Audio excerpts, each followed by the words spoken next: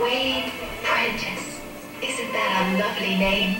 John Wayne. Joanna Prentice I'll be. The handsome Sidney Poitier. You might remember this scene from the movie Guess Who's Coming to Dinner. It was a classic. It debuted nearly 45 years ago. Well, today, interracial dating is still a taboo topic in many parts of the country. Here's the author of a new book who says it's time for single men and women to get their swirl on.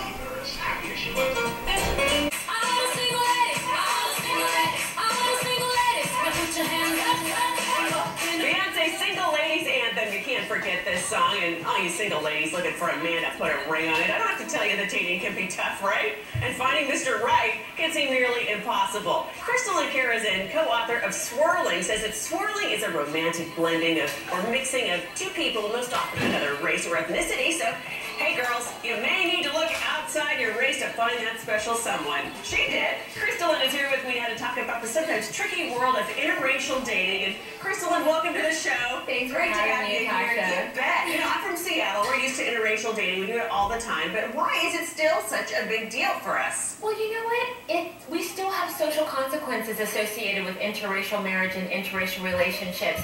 You know, Loving versus Virginia was recent history. It happened during my parents' generation where interracial relationships were legalized throughout the most parts of the United States. But can you believe it? Alabama was the last holdout. In 2000, they legalized interracial marriage. So, you know, it is a regional thing. You know, there's an acceptance. It tends to be along the coastal cities. I'm not sure what that's about, but there's clusters of swirl-friendly areas throughout the United States, and it's getting better. It's slowly getting better. Yeah, you're from the West Coast, too, and yes. It's a lot going on there. But it's almost, it seems like in California and Hollywood, that it's more acceptable than sometimes in other places. Do you think that's the case? I mean, why don't women date outside their race? You know, I really think that in Hollywood, we sort of expect celebrities to do things that we normally wouldn't. We expect them to be a little eccentric. We want them to give us things to gossip about. And so, but when we see, you know, sort of like a David Bowie and Iman who've been together over 20 years, we say, you know what, maybe that could be me. We can sort of picture ourselves, because a lot of times celebrities do set the tone and set the trends. And so even in relationships, interracial marriages between celebrities can sort of normalize it for the average person, because we've seen it. And it helps it become more acceptable, I think. Absolutely. Over time, it does become more acceptable. Yeah, and it's interesting, too. And sometimes people just stare. You have a whole section in your book about that. I mean, I'm from an interracial marriage. My parents, you know, different races. But, I mean, how do you deal with that in the public eye and when people are staring? Well, you know what? The first thing, we decided that we wanted to do this chapter because staring can mean so many different things. It's not necessarily that somebody means ill will of you because they're not supportive of your intermarriage or interfaith relationship.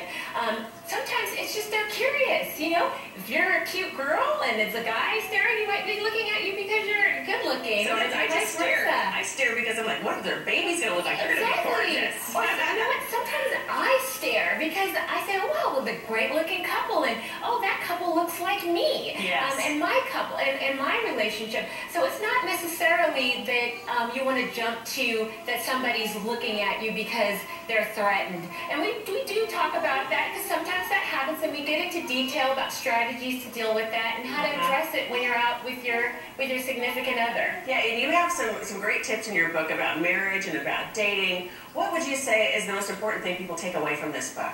You know, the most important thing, once they close the book, the most important thing I want the reader to know is to choose character above color. That is really the bottom line. Martin Luther King said it best.